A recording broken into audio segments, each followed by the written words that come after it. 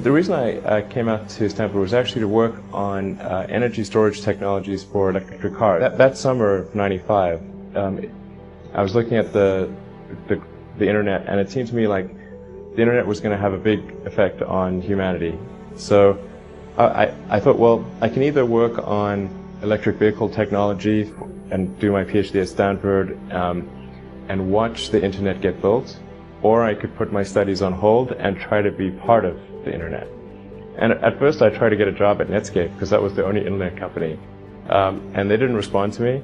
So then I was like, okay, if I can't get a job at the only internet company, then I better try starting something. But I talked to my professor and I said, look, I'm going to try starting a company. It's probably not going to succeed, and if it doesn't succeed, can I come back? And he said, sure, no problem. And so I put my studies on hold and started the company. Well, I certainly have lost many battles. So far I've not lost a war, but I've certainly lost many battles. Oh, yeah, more than I can count, probably. I don't really like risk for risk's sake or anything.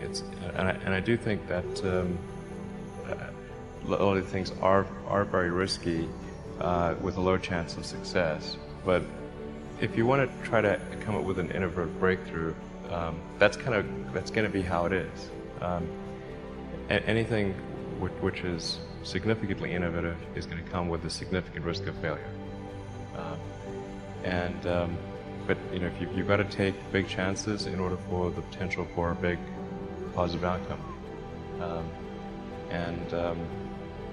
You know, just if the outcome is exciting enough, then taking a big risk is worthwhile. It's really how I approach it.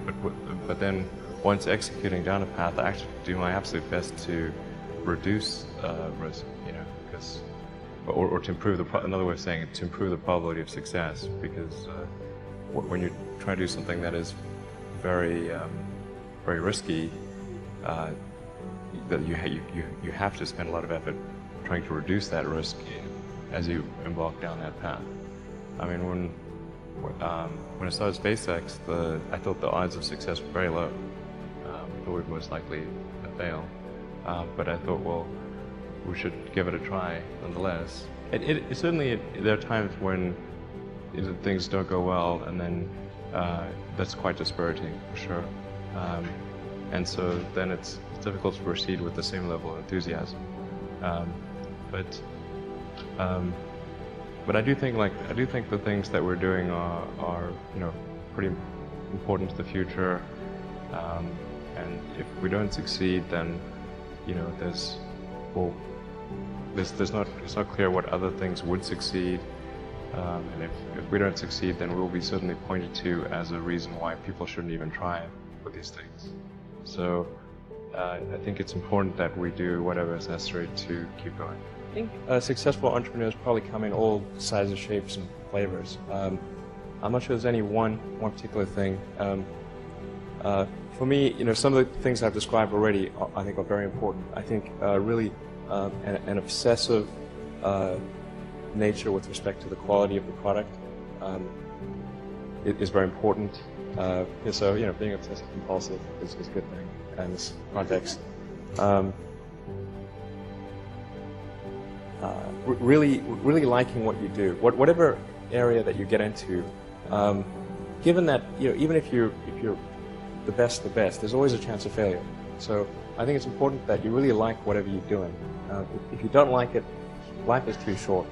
You know, I'd say, and also if you like what you're doing, you think about it even when you're not working. I mean, it's something that your mind is drawn to.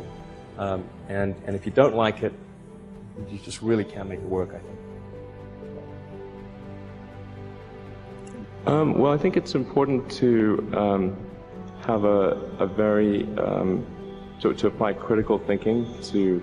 This may sound trite, but to apply critical thinking to what one is doing, and by that I mean just the fundamentals of logic.